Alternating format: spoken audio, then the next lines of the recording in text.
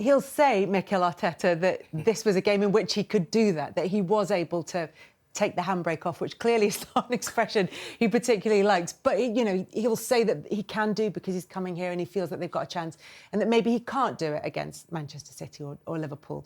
Is that right? Or can Arsenal now be a bit more attacking in their approach going forward? And I think it was purely based on the midfield. You know, it was picking Marino or Eze last week. I think a lot of the fans would like to see Eze start. He went with Marino today, and Marino ends up the important player when he gets you the equaliser. So it goes either way. And I think today, Eze shows that you can trust him in these big games. You know, he showed if you play him in the midfield position where he's one of the three, he can get on the ball, he can make things happen. Certainly first half, he was the most creative influence on the game. You know, he looked classy when he got it, made things happen.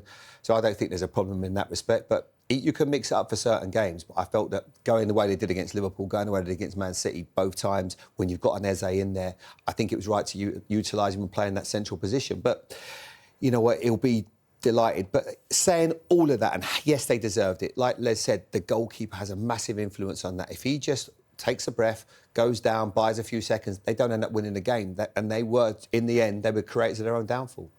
Half their goals this season, Arsenal, half of their 12 goals have come from corners. Is that a problem? Or do you look at the overall stats from this game and think, do you know what, they're creating loads of chances from open play. They are having those opportunities, and if they rely on corners at times, then so what? It's a valid way to get results in games. Yeah, they're having opportunities, they're making opportunities in the game, and I think this is why we're talking. When we look at this Arsenal team, you look, if they play on the front foot, you think they're going to create chances, they're going to score goals, but everyone's got set-piece coaches now, and that's for a reason. That's for a reason, because you know you're going to get free kicks, you're going to get corners, and you might need to do something a bit different to score a goal from one of these set pieces. So if it weren't that important, why would you have set piece coaches?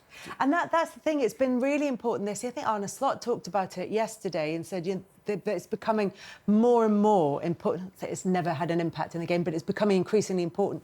And that's borne out by the numbers. 28% of the goals this season have been scored from set pieces, which is an increase of 33%. Not just that, throw-ins, you see what happens, and you see sides that you never believe will be taking long throw-ins. They're utilising it. If you've got a good long throw, it makes it so difficult to defend against. Brentford obviously get, labelled a bit the most, but everyone else is doing it. You only got to look at the leagues this weekend. You looked at all the goals yesterday. Not all, got lots of goals yesterday.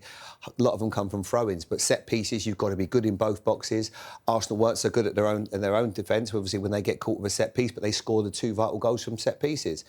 It's the part of the game now. You can't deny it. But I do see a shift in the game. I see a lot more long passes now. I see teams that's going back to front a little bit quicker.